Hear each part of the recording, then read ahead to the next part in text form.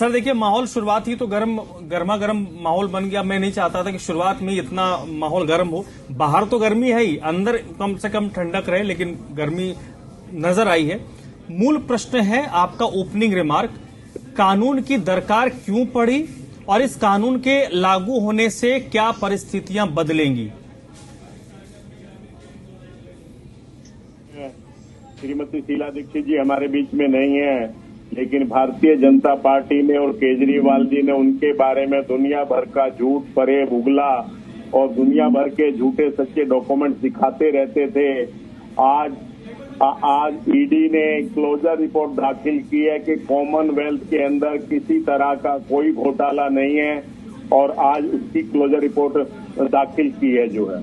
तो मैं ये बताना चाहता हूं कि ये सिर्फ और सिर्फ इन्होंने दिल्ली के लोगों के साथ एक बहुत ही बेहतरीन और अच्छी सरकार की मुख्यमंत्री, अच्छी सरकार जो चला रही थी, जिन्होंने दिल्ली के स्वरूप को बदला, उनके खिलाफ झूठ भरे भरोसा। और आज ये पाक साफ आज पर्दा साफ हुआ कि उनको झूठा फंसाया गया था, झूठे आरोप उनके ऊपर लगाए गए। ठीक है, तो इन सबको दोनों को सबसे पहले तो माफी मांगनी चाहिए जो है। चलिए ठीक है, आप सब्जेक्ट पे आइए सर। दूसरा, आज का जो विषय है, धर्मराज जी, दुनिया का इतिहास गवाह है कि जब कोई बड़ा अधिकारी भी ट्रांसफर होके किसी डिस्ट्रिक्ट में जाता है तो तमाम लोग और तमाम इंस्टीट्यूशन एकदम सीधे और सही तरीके से काम करने लगते हैं।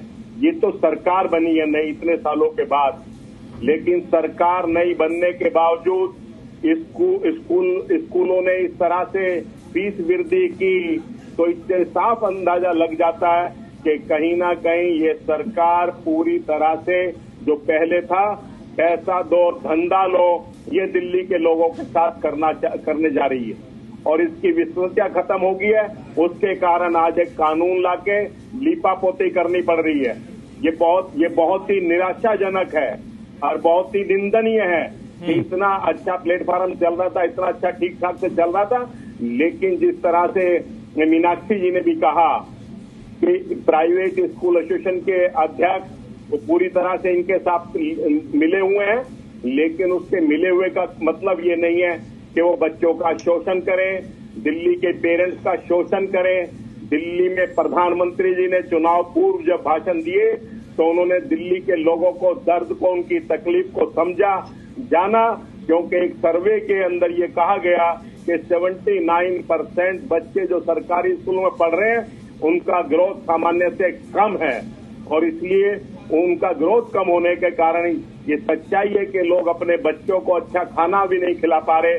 तो प्रधानमंत्री जी ने उसको महसूस किया और उसके लिए कहा कि 2500 रुपए 8 मार्च से आप सबको मिलने शुरू हो जाएंगे, सभी महिलाओं को, और वो अपने मोबाइल को अटैच करा लें अपने बैंक अकाउंट से। तो उन्होंने उस दर्द को उस दिन समझा, लेकिन सरकार बनने के बाद सारा दर्द भूल गए, उल्टा गैस के सिलेंडर पे पैसे बढ़ा दिए, जो राशन की किट प्रधानमंत्री जी ने कमिटमेंट की थी वो नहीं दी। ठीक है सर। जो 2500 रुपए देना था कैबिनेट में उसको पास किया, अभी तक कहीं कोई डॉक्यूमेंट्स नजर नहीं आता।